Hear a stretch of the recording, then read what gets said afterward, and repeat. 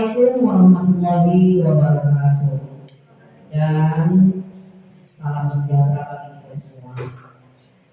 Alhamdulillah, puji syukur mari kita sampaikan kehadiran Allah Subhanahu wa taala yang mana pada pagi hari menjelang siang ini kita diberi nikmat kesehatan, kekuatan, kesempatan sehingga kita dapat berkumpul bersama-sama di ruangan kelas 3 SMK ini dalam rangka seminar modul 1/4 budaya positif calon guru penggerak angkatan 10 Kabupaten Asahan. Untuk mempersingkat waktu kita masuki acara yang pertama, yaitu sebagai kata sambutan dari saya sendiri sebagai MC. Kemudian kita masuki acara yang kedua. Doa akan dibawakan oleh MC. Baiklah Bapak Ibu, mari sama-sama kita berdoa menurut agama kita masing-masing.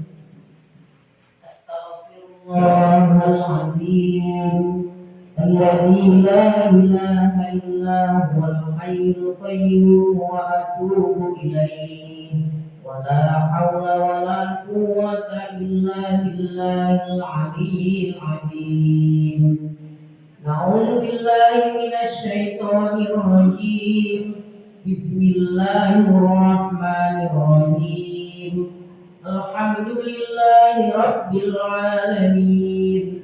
Wassalatu wassalamu ala asyrafil anbiya'i wal mursalin wa ala alihi wa sahbihi ajma'in.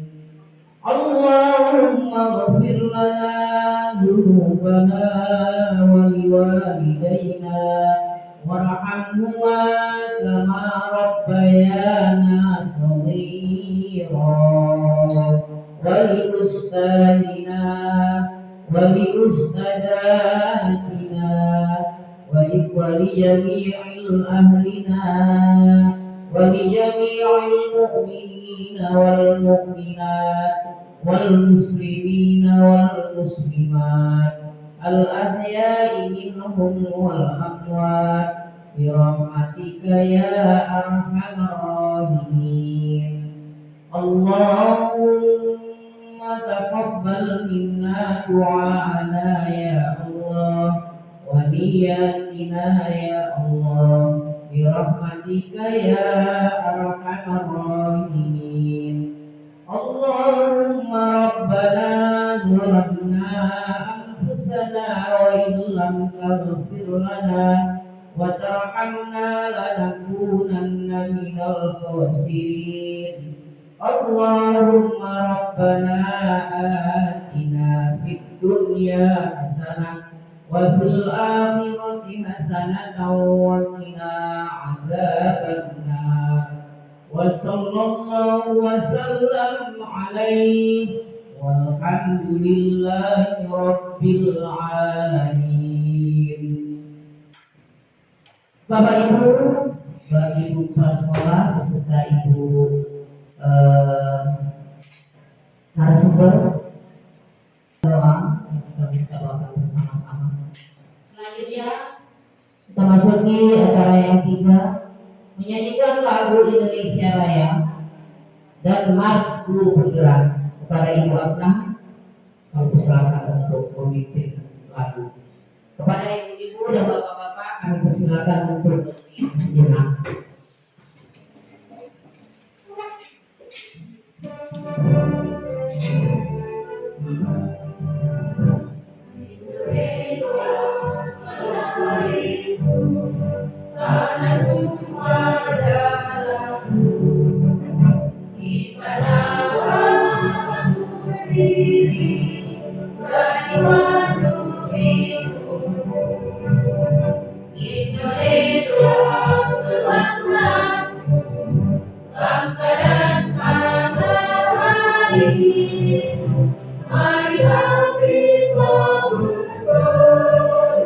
Indonesia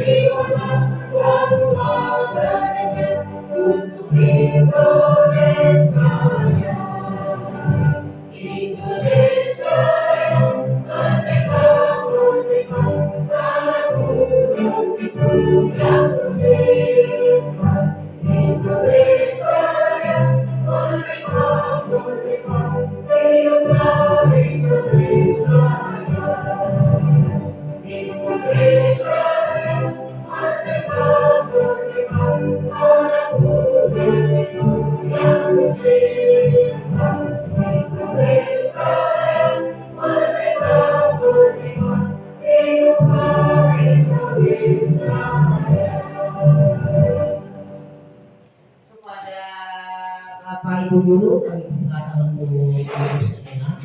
Kemudian kita masuki lagu Mars Guru Putra.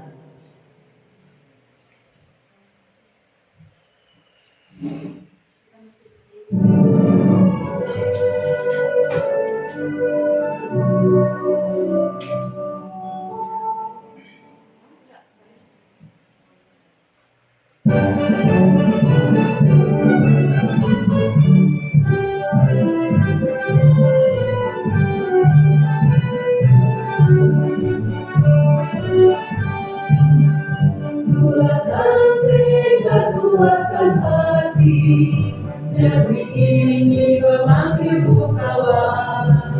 Belajar bergerak berbagi untuk negeri, demi bergerak majukan pendidikan.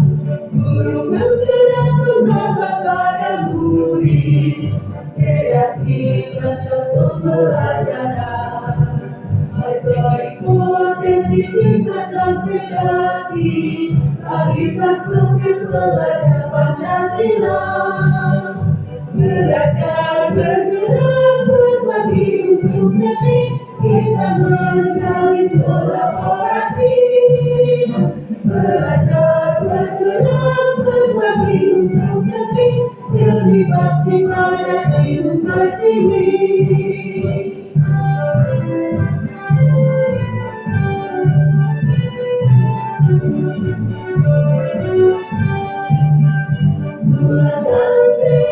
Kuatkan hati, negeri ini memanggilmu kawan.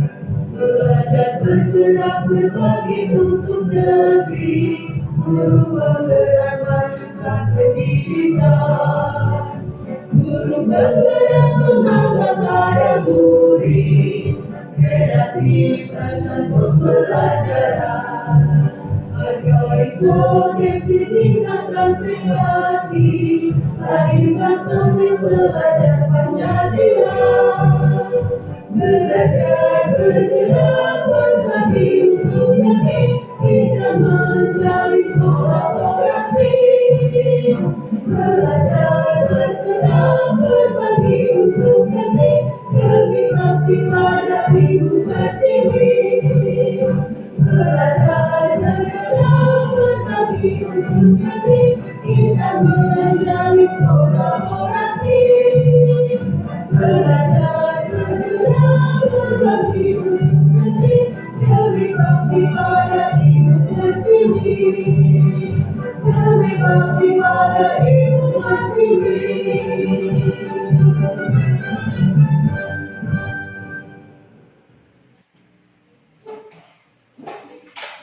Bapak, kita masuki acara yang keempat, pembukaan seminar oleh Kepala Sekolah UPPD SDN 017135 Saiwansari yang akan disampaikan oleh Ibu Heriana Yesita SPD. Kepada Ibu dipersilakan dengan segala hormat.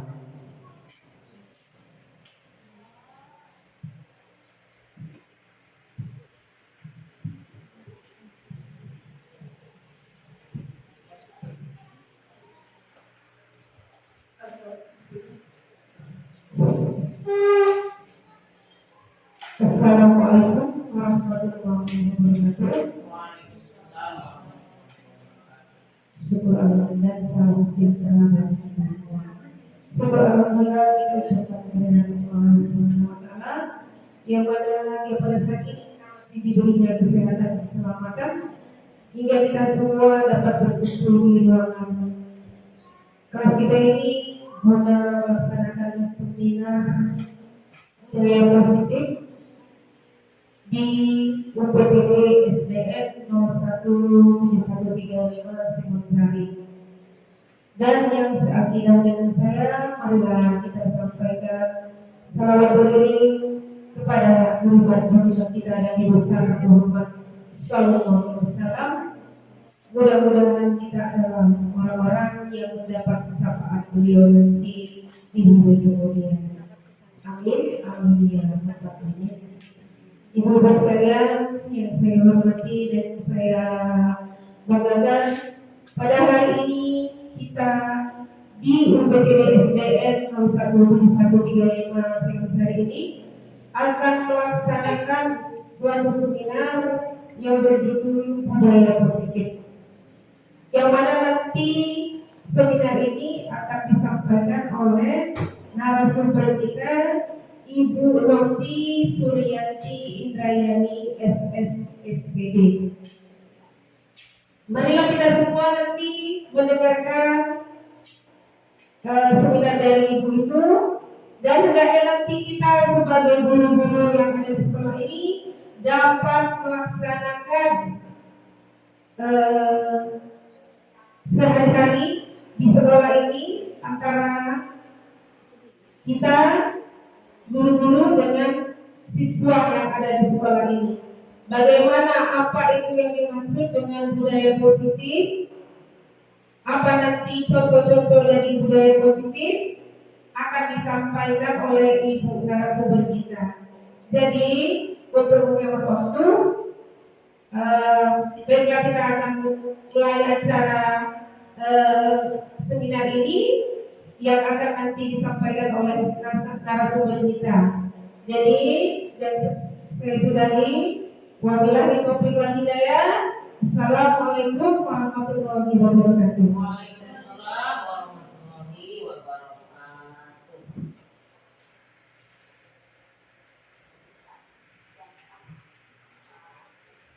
Terima kasih kepada Ibu Kepala Sekolah yang telah memberikan sambutannya kepada kita semua. Ini kita masuki acara yang kelima, presentasi tentang budaya positif, yang ini akan disampaikan oleh narasumber kita Ibu Novi Suryanti Indrayani SSSPD. Kepada Ibu, dipersilakan dengan segala hormat.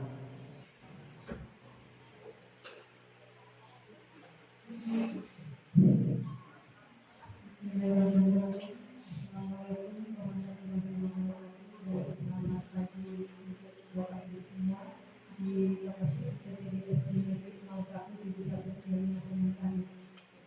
Tak lupa selawat beriring salam kemuliaan kepada junjungan Nabi besar Muhammad Sallallahu Alaihi Wasallam. Semoga kita semua mendapat syafaat di hari kemudian. Amin ya rabbal alamin. Yang saya hormati Ibu Pengajar Pelatih Mahfidah Siara dan SPD, yang saya hormati Ibu Kepala Sekolah UPTD SD Negeri 017135 Singosari, Ibu Heriana Cita SPD, Bapak Ibu Guru, Bapak Ibu Guru, rekan kerja saya di UPTD SD Negeri 017135 Singosari. Syukur Alhamdulillah atas berkat rahmat Allah yang Maha Kuasa, kita masih diberi kesehatan yang luar biasa, energi yang berlimpah dan rezeki yang tidak terbatas, sehingga kita bisa berkumpul di acara seminar ini, yaitu tentang seminar tentang proyek penguatan profil pelajar Pancasila.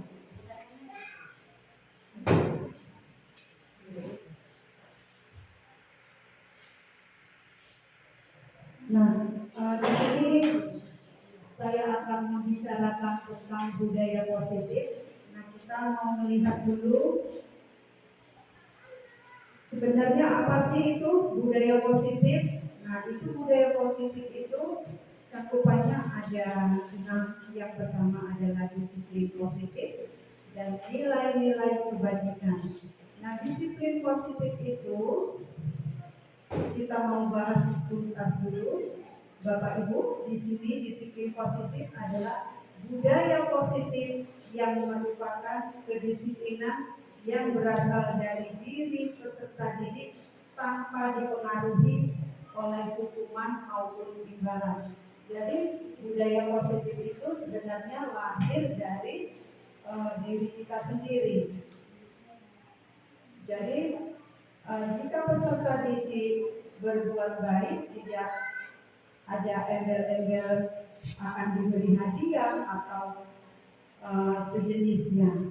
Nah, apa itu sebenarnya tujuan budaya positif? Nah, kita mau tahu ini tujuan budaya positif adalah disiplin positif yang membentuk individu yang mampu menguasai diri dan bertanggung jawab atas perilaku maupun tindakan yang dilakukan berdasarkan nilai kebajikan universal. Nah, di sini dikatakan bahwa tujuan budaya positif itu adalah untuk menguasai diri. Jadi meskipun anak-anak kita masih jenjang SD, sebenarnya mereka sudah punya naluri untuk menguasai diri. Jadi kita sebagai pendidik tinggal menuntunnya itu sesuai dengan prinsip pemikiran Ki Hajar Dewantara bahwa pendidikan itu bersifat menuntun. Nah, seperti itu. Lalu bagaimana perilaku maupun tindakan yang dilakukan berdasarkan nilai kebajikan universal? Nilai kebajikan universal itu sifatnya menyeluruh. Jadi dia tidak berpatokan harus apa ada nilai tertentu, tapi dia universal. Seluruh Indonesia atau seluruh masyarakat mengakui bahwa nilai kebajikan itu adalah memang benar. Nah, seperti itu. Lalu Bapak Ibu, kita mau melihat lagi nilai kebajikan itu seperti apa. Nah, di sini dikatakan bahwa nilai kebajikan universal dalam dunia pendidikan dapat diartikan sebagai standar atau ukuran atau norma kebajikan yang disepakati bersama dan berlaku untuk semua orang yang berada dalam lembaga atau instansi tertentu. Nah, khususnya di UPTD SB Negeri 017135 Singosari ada sendiri nilai kebajikan itu. Nah, nilai kebajikan itu sudah ada sejak dulu.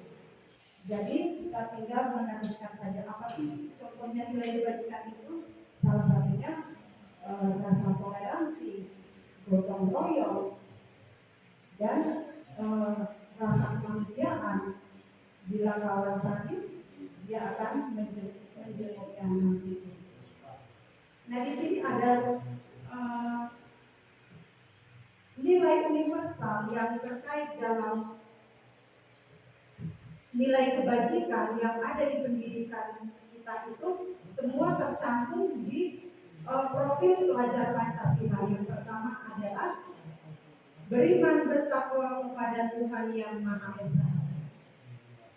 Yang kedua, membentuk sikap mandiri. Jadi siswa kita arahkan untuk yang pertama beriman kepada Tuhan Yang Maha Esa. Jadi tidak melihat agamanya itu apa, tapi semua adalah mutlak bahwa pengembangan keberimanan bertakwa kepada Tuhan Yang Maha Esa itu adalah dipelajari di setiap satuan pendidikan.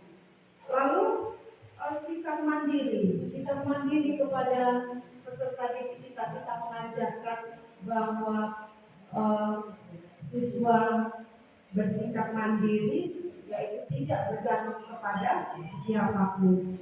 Yang ketiga adalah budaya gotong royong. Nah, budaya gotong royong sesuai dengan filosofi budaya kita juga bahwa budaya Indonesia itu memang bergotong royong karena semua kegiatan kalau kita bergotong royong pasti akan lebih ringan. Nah seperti itu. Lalu yang berikutnya adalah kebinekaan global. Nah ini mati lampu, nggak apa-apa lanjut aja ya. Tapi saya baca slide-nya di sini yaitu berkebinekaan global. Nah kebinekaan global itu adalah pemahaman kita mengajarkan kepada peserta didik kita tentang pemahaman budaya kita yang begitu banyak, tetapi kita tetap toleran, yaitu menghargai semua tradisi yang ada di Indonesia. Lalu berikutnya adalah bernalar kritis. Jadi kita mengajarkan para siswa kita untuk bernalar kritis dengan harapan mereka dapat memecahkan suatu masalah baik di lingkungan sekolah ataupun di kehidupan mereka sehari-hari. Nah yang terakhir adalah kreatif. Nah di sini sebenarnya dari kecil kita belajar untuk kreatif. Jadi setiap apapun kita berusaha untuk kreatif sehingga besar nanti kita sudah terbiasa. Nah seperti orang-orang Jepang itu ya, kalau sudah diajarkan sejak kecil mereka menghasilkan suatu karya. Jadi sekecil apapun orang tua apalagi pemerintah sangat mengapresiasi bila warganya itu berkarya menghasilkan satu karya murni dari mereka sendiri. Jadi itulah pengembangannya. Gitu. Lalu berikutnya contoh disiplin positif di UPTDS Negeri 017135 Sengosari adalah yang pertama datang ke sekolah tepat waktu. Jam 7.30 sudah harus sampai di sekolah. Jadi bagi anak-anak yang keket datangnya setengah 7. Apalagi di sini lokasi sekolahnya di perkebunan, rata-rata orang tua murid bekerja di perkebunan. Jadi anak-anak sudah mulai datang duluan jam 6 ini ya Bapak Ibu ya. Ini yang luar biasa. Jadi budaya positif alhamdulillah sudah mulai nampak. Nah, mereka sekalian berangkat dengan orang tuanya. Jadi jam 7.30 masih gelap itu ya sudah datang. Luar biasa. Lalu contoh yang berikutnya adalah memakai seragam lengkap. Pakaian seragam lengkapnya Senin, Selasa putih merah, lalu Rabu, Kamis itu hari Rabu batik, Kamis itu batik juga, Jumat pramuka dan Sabtu pramuka. Lalu kalau ada pelajaran olahraga mereka memakai seragam olahraga. Nah, selanjutnya adalah mengikuti upacara dan menjaga kebersihan. Jadi untuk kebersihannya ini tanpa sampah langsung kutip. Begitu slogannya.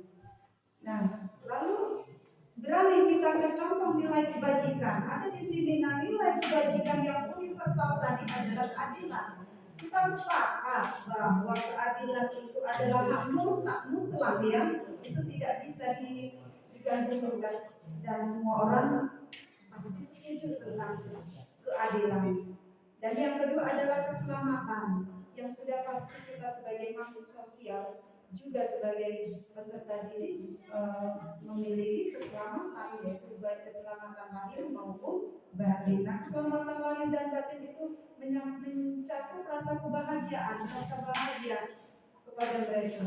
Jadi yang ketiga itu adalah tanggung jawab. Nilai kebajikan yang ketiga adalah tanggung jawab.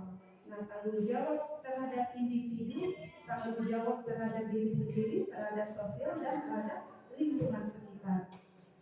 Yang keempat adalah nilai kebajikan tentang kejujuran. Nah, ini juga tentang kejujuran. Mutlak semua, tidak ada yang tidak setuju. Pasti nilai kejujuran adalah nilai inti dari kehidupan kita. Yang kelima adalah rasa syukur dan lain-lainnya. Nah, itu tadi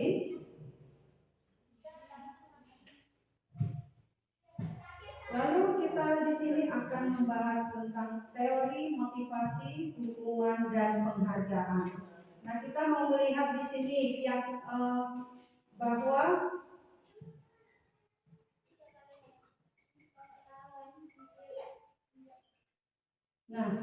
ada 4 elemen di sini, yaitu teori motivasi. Motivasi itu berasal dari daya penggerak dalam diri seseorang. Nah, motivasi ini adalah kumpulan dari kekuatan dari dalam diri maupun dari luar individu yang menentukan intensitas tindakan dalam memenuhi tindakan itu sendiri. Jadi motivasi itu adalah motif yang ada dalam diri kita sendiri. Jadi motivasi berasal dari kata motif. Motif itu sesuatu yang ingin kita capai, ya kan? Jadi beralih lagi ke teori motivasi bahwa setiap tindakan itu ada motifnya.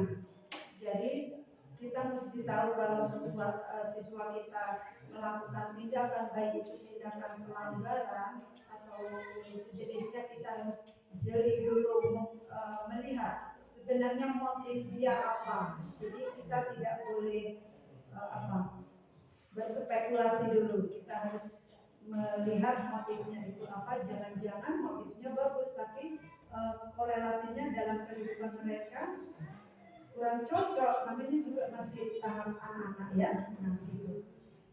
Lalu dia beralih ke hukuman. Nah, hukuman adalah peraturan atau adat yang secara resmi dianggap mengikuti yang dihukum oleh penguasa setempat. Itu menurut KBBI. Jadi hukuman itu adalah sesuatu tindakan.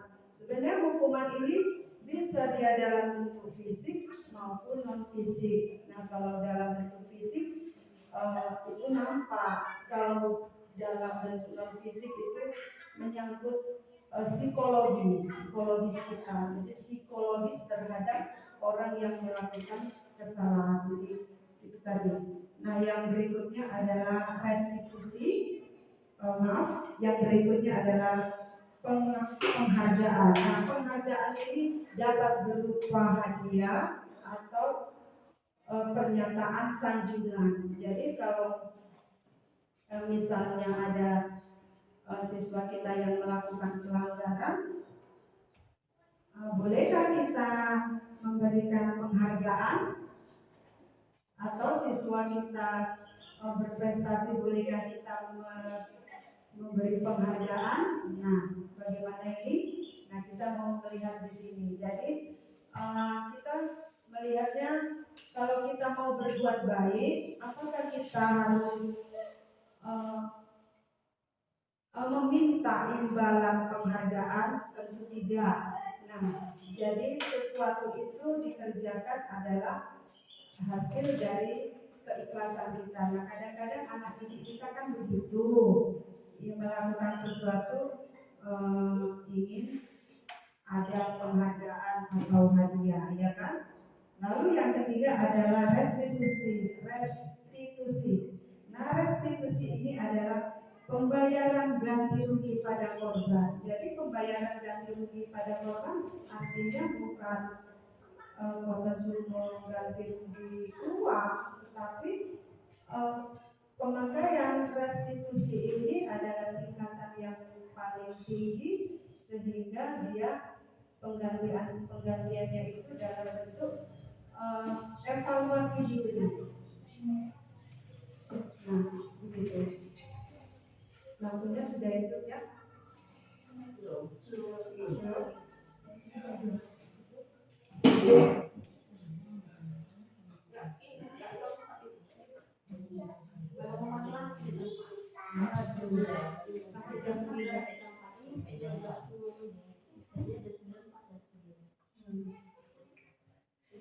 Nah, yang berikutnya adalah keyakinan kelas. Gimana ini Bu Pasir? Mati lampu. Nanti saya konfirmasi sama kelasnya.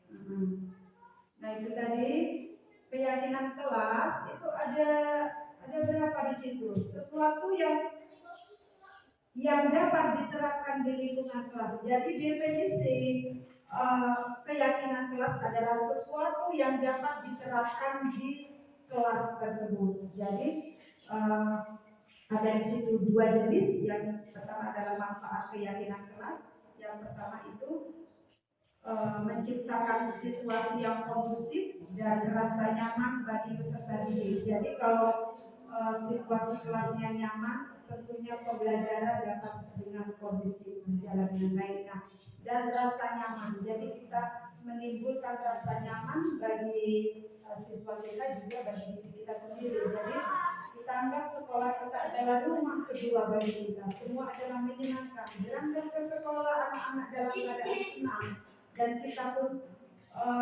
berangkat bekerja ke sekolah mengajar itu dalam keadaan senang. Dan di sekolah ada kita bertemu dengan mereka dalam satu kelas yang nyaman dan kondusifnya. Yang kedua adalah menciptakan rasa tanggung jawab. Jadi keyakinan kelas itu menciptakan rasa tanggung jawab kepada siswa kita.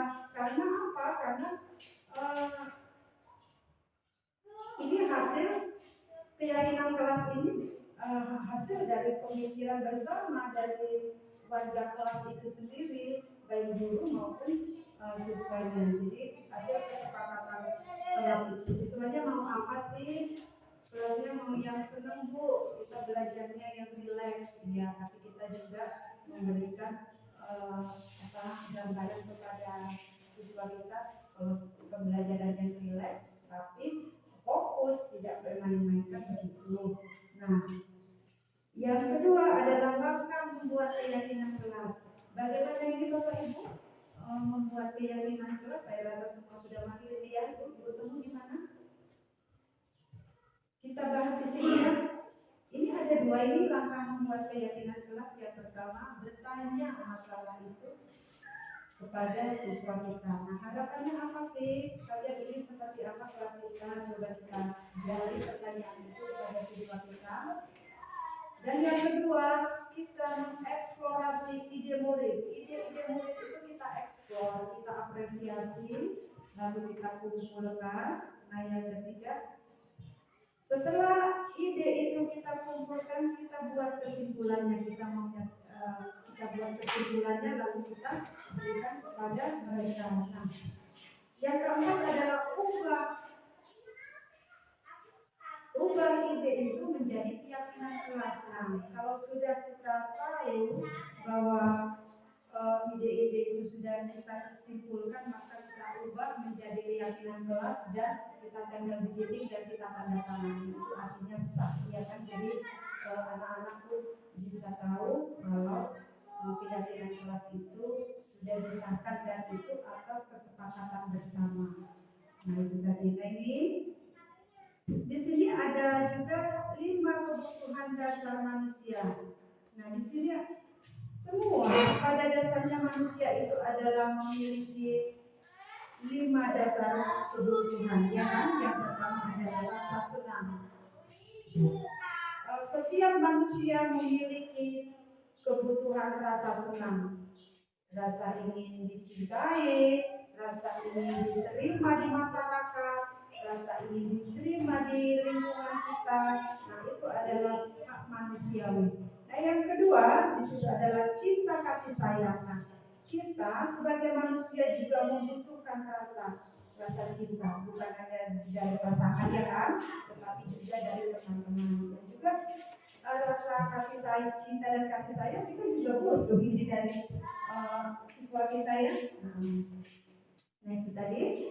Lalu apalagi di sini? Nah, di sini adalah kebebasan. Nah, ini artinya kebebasan kita sebagai manusia, kita menginginkan rasa kebebasan itu, baik itu kebebasan berbicara, tetapi dalam konteks sopan dan etika, dan bebas mengapresiasi atau mengeluarkan ide-ide cemerlang kita, jadi kita bebas. Nah, di sini itu rasa yang dimiliki oleh setiap manusia. Nah, yang berikutnya adalah penguasaan. Nah, kita sebagai manusia mempunyai rasa penguasaan. Artinya kita misalnya dalam satu komunitas, misalnya dalam komunitas berteman, kita pasti memiliki rasa penguasaan. Artinya ingin menguasai lingkungan sekitar. Artinya bukan menguasai gimana gimana gitu, tapi menguasai dalam hal positif. Artinya kita membaca situasi. Nah, situasi di sini seperti apa misalnya, nah lingkungannya seperti apa. Jadi itu adalah lahiriah dari 5 kebutuhan dasar manusia. Nah, di sini juga ada 5 posisi kontrol dalam penerapan budaya positif. Nah, untuk menerapkan budaya positif kita memiliki 5 posisi kontrol. Yang pertama adalah hukuman. Jadi tingkat yang paling rendah itu adalah hukuman. Jadi seiring dengan jalannya waktu, teori terus berjalan dan ini budaya kita terus berjalan dan sistem pun terus berjalan, maka hukuman sekarang sudah tidak diperbolehkan lagi di satuan pendidikan manapun. Jadi untuk memberi hukuman kepada anak-anak itu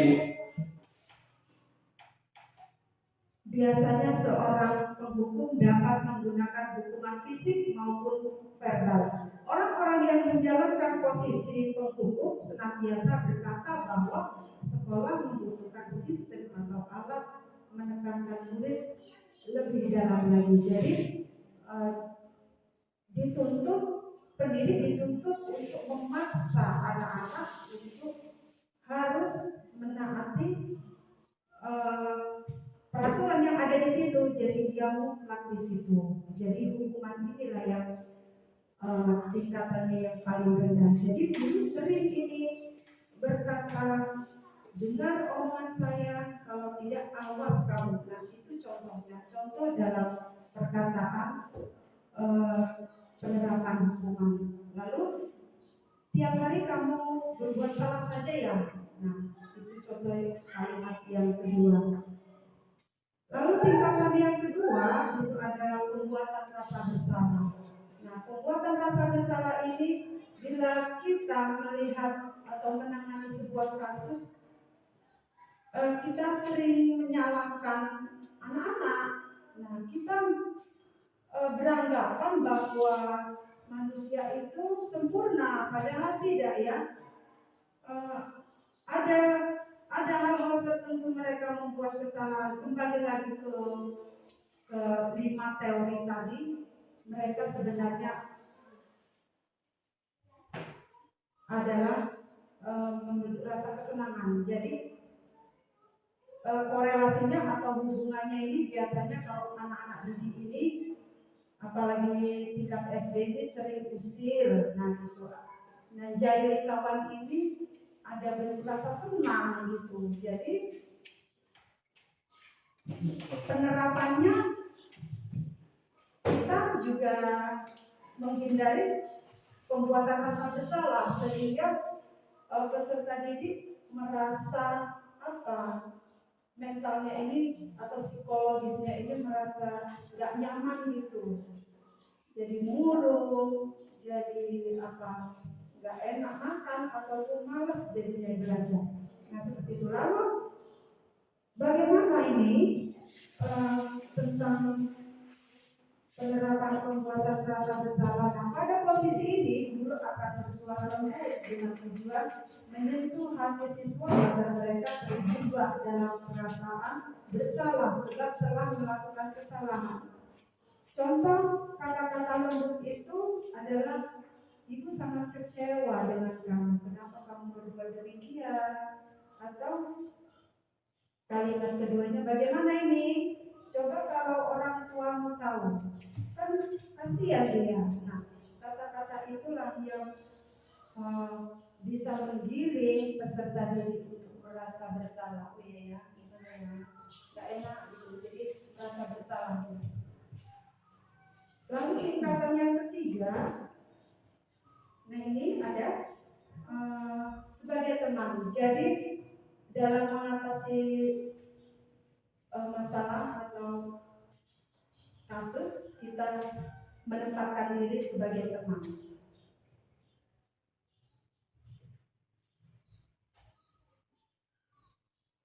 Ini kita melihat bahwa kita memposisikan diri sebagai teman itu menunjukkan kita empati kepada peserta didik. Jadi kadang-kadang kita bisa melihatnya bahwa kita masuk ke pemikiran mereka dan masuk ke perasaan seperti mereka. Nah, itu tadi. Dan yang terakhir adalah kita sebagai, bukan terakhir ya, yang keempat ini sebagai pemantau. Jadi kita sebagai pemantau di sini memantau kebiasaan atau kesalahan siswa yang bersalah. Jadi ini biasanya kalau pemantau ini banyak ini checklistnya, tulisannya banyak ini. Catatannya banyak karena mereka sebagai pemantau. Lalu bagaimana ini sikap pemantau kita sebagai pemantau? Nah, pada dasarnya posisi guru yang bertindak sebagai pemantau itu adalah pengawas gerak gerik siswa. Jadi pada saat istirahat kita asik mengawasi siswa, gerak gerik siswa. Nah, biasanya ini satu fokus ini ke siswa yang aktif ya. Jadi gitu. Posisi ini berlaku berdasarkan konsekuensi. Nah, ini konsekuensinya apa? Tergantung kesepakatan di sekolah itu. Misalnya anak-anak, misalnya ada si A berbuat salah, ada konsekuensinya, maka seorang guru menjadi pemantau ini dalam kurun waktu misalnya 2 atau 3 hari saya pantau ini perkembangan sikap kamu ya. Nah, itu sesuai dengan konsekuensi yang sudah kita sepakati. Nah, sebenarnya seperti itu. Dan yang terakhir adalah posisi yang tertinggi adalah kita bertindak sebagai manajer. Nah, di sini sebagai manajer ini adalah kita sebagai manajer pada siswa-siswa kita yang melakukan pelanggaran. Nah, posisi manajer ini yaitu guru berbuat sesuatu bersama dengan murid, mempersilahkan murid dan bertanggung jawab atas perilakunya. Jadi posisi kita sebagai manajer ini kita duduk bersama murid. Kita bertanya kepada murid dengan posisi segitiga restitusi. Yang pertama adalah menstabilkan identitas. Jadi yang pertama kita tanya dulu kepada siswa kita yang melakukan pelanggaran. Kita stabilkan dulu identitas pelanggarannya. Nah, artinya kita melihatnya pelanggaran siswa itu kita menstabilkan emosi mereka. Jadi emosi mereka kita stabilkan supaya apa? Supaya pola pikirnya atau emosinya ini tidak meledak-ledak. Lalu kita memvalidasi tindakan. Setelah kita menstabilkan emosi dia, kita memvalidasikan tindakan dia. Jadi kita mengatakan bahwa tindakan itu memang wajar. Nah, seperti itu wajar dan itu adalah hak kepada semua orang. Misalnya dia marah, nah itu wajar kalau orang marah. Nah, seperti itu. Lalu pemakaian segitiga restitusi itu setelah memvalidasi tindakan yang salah, dia akan menanyakan keyakinan. Jadi setelah emosinya itu distabilkan, ini emosi kan udah nggak marah-marah lagi nih. Biasanya kan kalau anak murid ini berantem, ini kalau kita tanya itu emosi luar biasa meledak-ledak. Jadi kita stabilkan dulu. Kenapa kamu begitu? Nah, seperti itu. Lalu kita stabilkan, nanti dia akan bercerita, dia akan berkata, ya bu, begini bu. Nah, lalu kita bertanya lagi, iya, kalau saya berada di posisi kamu, pasti saya akan marah. Jadi kita berusaha untuk memahami dia dia akan pasti marah kalau dilakukan tindakan yang seperti itu, misalnya berkelahi. Mungkin latar belakang berkelahi itu mungkin diambil alat pensilnya atau tanpa izin dia, seperti itu. Itu yang kita lakukan pada saat penstabilan emosi tadi. Lalu dia akan memvalidasi, oh iya benar, kalau saya alat tulis saya diambil tanpa izin saya akan marah, apalagi dipotong-potong alat tulisnya, dirusak, gitu. Lalu menanyakan keyakinan. Nah, kamu ini udah tahu ya sebenarnya, misalnya memvalidasi apa tindakan yang salah, lalu kita menanyakan tentang keyakinan, bagaimana seharusnya kita bersikap. Nah, setelah netral emosi dia, pasti dia akan berpikir juga jernih. Nah, di situ kita masuk sebagai manajernya. Jadi untuk jenjang SD, wali kelas ini juga sebagai BK, juga sebagai manajer di sekolah itu sendiri atau di kelas itu sendiri. Jadi juga ada 3 posisi dia, ada sebagai BK, sebagai wali kelas, juga sebagai manajernya. Nah, itulah Bapak Ibu tingkatan yang paling tinggi, yaitu sebagai manajernya. Nah, kita melihatnya ini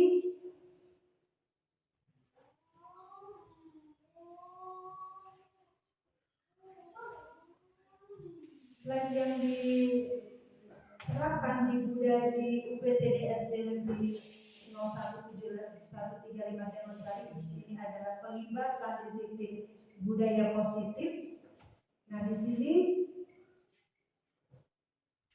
kita juga mau melihat sebenarnya identitas gagal, hukuman, dan konsekuensi dan restitusi. Nah, lalu apa sih sebenarnya bedanya ini hukuman, konsekuensi, dan restitusi? Nah, hukuman itu adalah sesuatu yang menyakitkan yang harus terjadi. Jadi kalau siswa kita berbuat pelanggaran, kita hukum, itu adalah sesuatu yang menyakitkan. Lalu kalau konsekuensi, bagaimana melihat hukuman itu? Dia adalah sesuatu yang harus terjadi. Dan restitusi bagaimana? Kalau restitusi itu adalah menerapkan pilihan. Kalau kita mengadakan restitusi itu pilihan. Kita bertanya kepada siswa yang melakukan pelanggaran, pilihannya kita memberikan pilihan. Bagaimana seharusnya sikap yang baik itu? Sebenarnya mereka sudah tahu. Jadi dia memilih tindakan yang positif. Nah, itu tadi. Yang kedua adalah hukuman itu tindakan nyaman untuk murid atau anak untuk jangka waktu panjang. Jadi akibat dari hukuman ini sangat berjangka panjang. Lalu kalau konsekuensi ini tidak, dia hanya jangka pendek. Nah, sementara kalau restitusi adalah memposisikan bahwa korban itu mendapatkan ganti rugi. Artinya ganti rugi yang seperti saya singgung tadi, ganti rugi itu bukan dalam bentuk uang, tetapi ganti rugi dalam bentuk semangat. Yang berikutnya adalah kalau hukuman itu kita berikan kepada murid, murid akan tersakiti, baik psikologis maupun fisiknya. Psikologisnya mereka akan malu dan kurang percaya diri. Kalau kembali ke komunitasnya atau lingkungan mereka akan diejek. Jadi akan membekas di psikologisnya, bisa jadi pendiam atau kurang percaya diri. Kalau dia konsekuensi ini adalah murid dibuat tidak nyaman. Jadi konsekuensinya apa tadi? Mereka harus menjalankan konsekuensi yang dibuat oleh instansi lembaga tersebut atau instansi tersebut. Jadi merasa tidak nyaman. Tetapi kalau restitusi, murid akan mendapatkan penguatan. Jadi kalau kita menerapkan restitusi sebagai manajernya itu tadi, kita wali kelas sebagai manajernya dan menerapkan restitusi, maka murid akan mendapatkan penguatan. Artinya kalau kita panggil murid kita yang melakukan pelanggaran, di situ kan kita sebagai manajer restitusinya, kita akan memberikan teknik segitiga restitusi dan di situ ada memvalidasi. Itu tadi ada 3 tekniknya: penstabilan, validasi, dan tindakan itu tadi. Jadi siswa kita akan merasa kuat. Jadi kalau dia kembali ke kelompoknya, mereka akan percaya diri. Artinya kalaupun teman-temannya akan meja atau gimana tadi dipanggil sama Bu Lati, kamu pasti dimarahin. Nah, mereka akan mengatakan tidak, saya tidak dimarahin. Bahkan mereka jati dirinya semakin kuat bahwa tindakan saya sebenarnya benar, tapi saya harus memperbaiki. Jadi ada posisi evaluasi, nah seperti itu. Dan yang terakhir adalah perilaku positif agresif meningkat. Jadi kalau kita memberikan hukuman kepada siswa kita yang melakukan pelanggaran, mereka lebih agresif, agresifnya meningkat. Agresifnya bisa dalam bentuk tindakan gampang marah, lalu emosi, kalau nampak kita terus timbul rasa benci, nah seperti itu. Tapi kalau dia restitusi adalah penguatan hanya bertahan dalam jangka waktu pendek. Jadi ini tingkatannya akan lebih tinggi ini dari hukumannya restitusi. Lalu yang terakhir ini Bapak Ibu adalah masalah tentang terpecahkan. Jadi kalau di restitusi itu masalah pasti dipecahkan. Sudah dipecahkan karena kita memakai teknik segitiga restitusi. Nah, dalam penerapan praktik segitiga restitusi itu, kita sebagai wali kelas, sebagai manajernya, dalam menanggapi sebuah kasus yang dihadapi peserta didik kita, jadi kita dapat menguatkan mereka, karakter mereka, sehingga mereka dapat kembali lagi ke kelompoknya dalam keadaan percaya diri, jadi tidak was-was. Nah,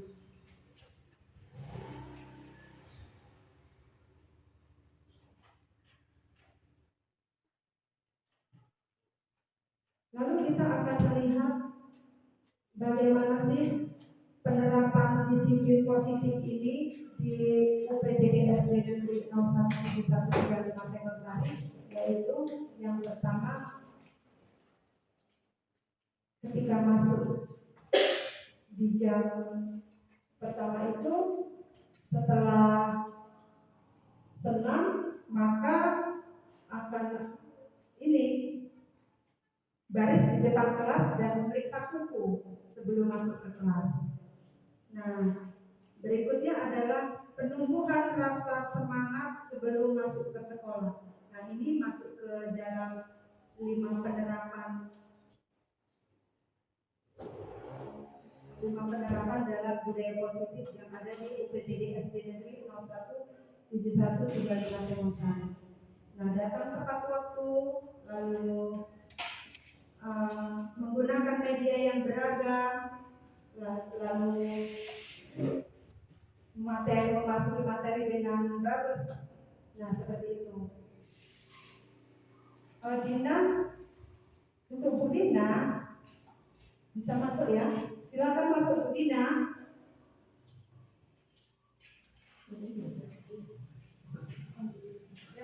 Disuruh masuk biar bukan Dina. Irma. Nah, saya rasa paparan saya tentang budaya positif sampai di sini.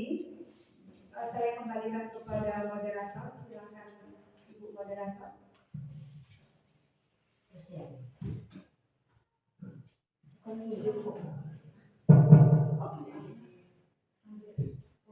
Baik, terima kasih kepada Ibu narasumber yang telah memaparkan presentasinya yang berjudul budaya positif di hadapan kita bersama. Untuk itu, kami persilakan kepada ibu guru dan bapak guru yang ingin menanggapi atau bertanya. Karena kita buka acara yang keenam adalah sesi tanya jawab. Untuk sesi tanya jawab ini, kami persilakan, kami beri kesempatan kepada 3 orang bapak atau ibu guru sebagai penanya. Dipersilakan.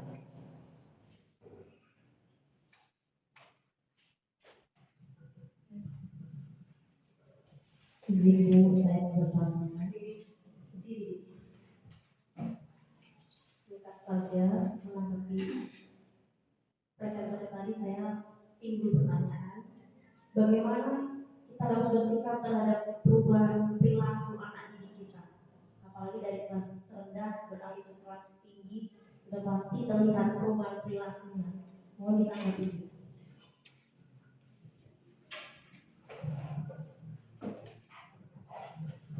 Terima kasih kepada Ibu Sri Temuni, pertanyaan yang luar biasa. Nah, bagaimana tadi?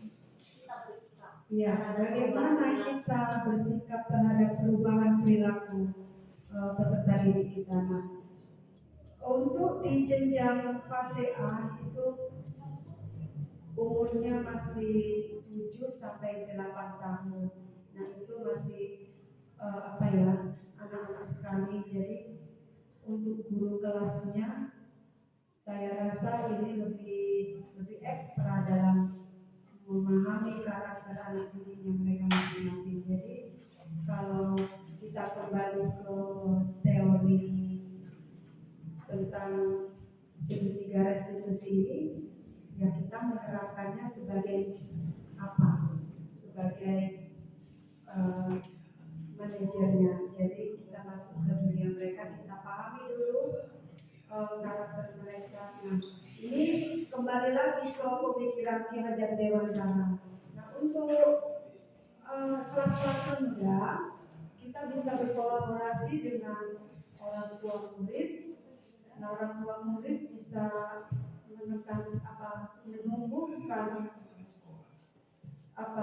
menumbuhkan bakat anak-anak ini atau perilakunya, lalu di sekolah kita tumbuhkan, maka dia akan pola pikir bertumbuhnya akan semakin kuat sesuai dengan teori pemikiran Ki Hajar Dewantara ada dengan teori pemikiran bertumbuh. Nah, saya rasa begitu. Nah, selanjutnya untuk penanya yang kedua kami persilakan kepada ibu. Bismillahirrahmanirrahim. Nama saya Yudha Purnamasari. Di sini ada yang ingin saya tanyakan. Mengapa di dalam penerapan manajer kontrol kita harus menstabilitaskan identitas? Mohon tanggapannya untuk Ibu narasumber. Ya, terima kasih Ibu Juwita. Nah, pada penerapan segitiga restitusi ini kan tahapan yang paling tinggi, artinya kita berposisi sebagai manajer, kita menanggapi sebuah kasus itu dengan sangat baik. Gitu. Jadi kita harus pertama menstabilkan emosi anak-anak tadi yang seperti di teori segitiga restitusi, yaitu tujuannya supaya kasus pelanggaran ini bisa terdeteksi. Jadi kita perlu menstabilkan. Jadi kita tidak serta-merta begitu ada pelanggaran lalu kita menyalahkan peserta didik. Tapi kita harus melihat dulu, menstabilkan dulu emosi dia supaya emosi dia stabil. Nah, setelah emosi dia stabil, dia akan dapat berpikir secara sehat juga, secara positif. Jadi Contoh kita sendiri, kita ini masuk marah, emosi, pasti tidak enak ya kalau kita langsung karena ibu begini marah-marah gini, pasti tidak, pasti kita stabilkan dulu. Misalnya kalau kita marah lagi emosi, misalnya emosi di rumah, lalu kita disalahkan, pasti kita akan emosi kita tidak terkendali. Tapi inilah tadi penerapan teori segitiga restitusi, bahwa kita harus menstabilkan dulu emosi anak-anak supaya pemikiran mereka dapat stabil dulu. Jadi penerapan kedepannya bisa kita terapkan dengan baik, karena penerapan ini jangka panjang. Jadi kalau kita memberi hukuman kan menjenuhkan anak-anak, tapi kalau kita berposisi sebagai manajer, kita akan menguatkan karakter anak itu tadi. Saya rasa begitu. Silakan, Bu. Ya, bagaimana Bu Yuwika? Ya, untuk selanjutnya sebagai penanya yang ketiga atau yang terakhir, silakan.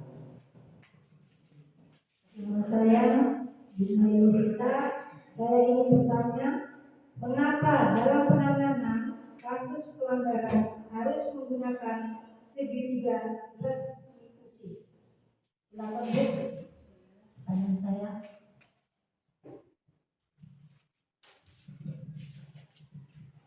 Terima kasih Ibu Maya. Nah, mengapa setiap pelanggaran itu kita harus menggunakan segitiga restitusi?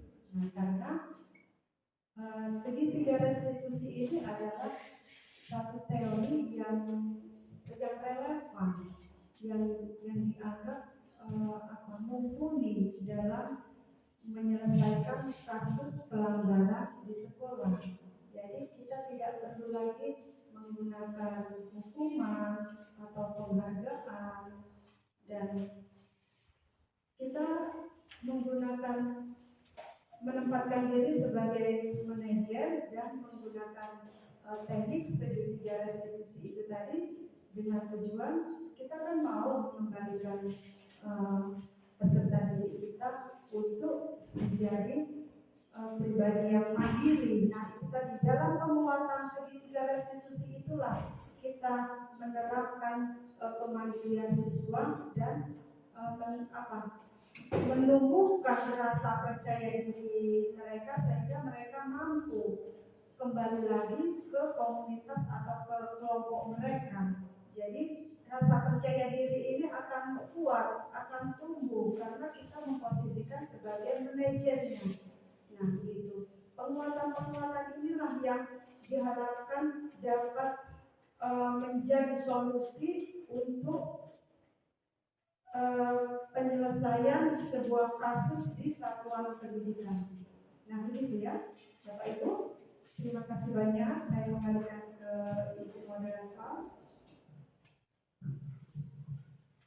Terima kasih Ibu narasumber yang telah memberikan pemaparannya ataupun uraiannya kepada kita bersama, dan terima kasih juga kepada Ibu yang menanya atau yang tiga orang tadi. Mudah-mudahan bisa kita terapkan dalam lingkungan kelas kita masing-masing. Baik, saya kira mungkin selesai sudah acara kita pada hari ini. Saya sebagai moderator ataupun pembawa acara dalam kesempatan ini di sana sini mungkin ada kekurangan, kelebihannya. Untuk itu kepada Allah saya mohon ampun, kepada Ibu narasumber, Ibu Fasili atau dan Ibu Kepala Sekolah serta Ibu Dewan Guru dan Bapak Guru, kiranya saya mohon untuk dimaafkan. Billahi taufiq wal hidayah. Wassalamualaikum warahmatullahi wabarakatuh.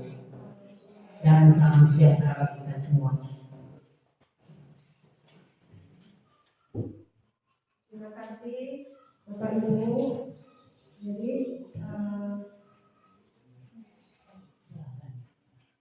Jadi dari diskusi ini, seminar ini bisa kita buat kesimpulan bahwa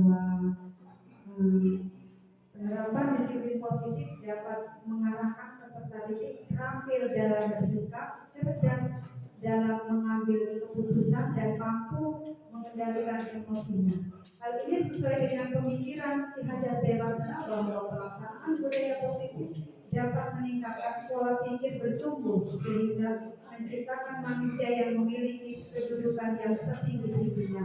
Nah, penerapan pendidikan ini dalam penegasan setiap kasus, yaitu kasus pelanggaran di sekolah harus tepat. Apakah sebagai pemantau atau sebagai manajer?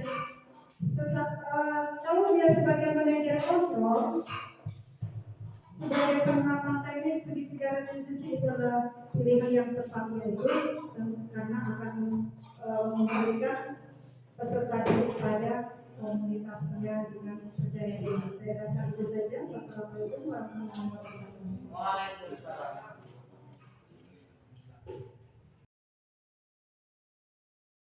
Nama saya Apnawati Singaripun SPD. Setelah saya mengikuti seminar budaya positif, saya jadi memahami apa itu budaya positif dan penerapannya di kelas maupun di lingkungan sekolah.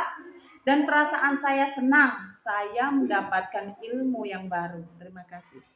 Saya Juliani SPDI, saya guru agama Islam di SDN 017135 Sengon-Sari, Kecamatan Aikwasan.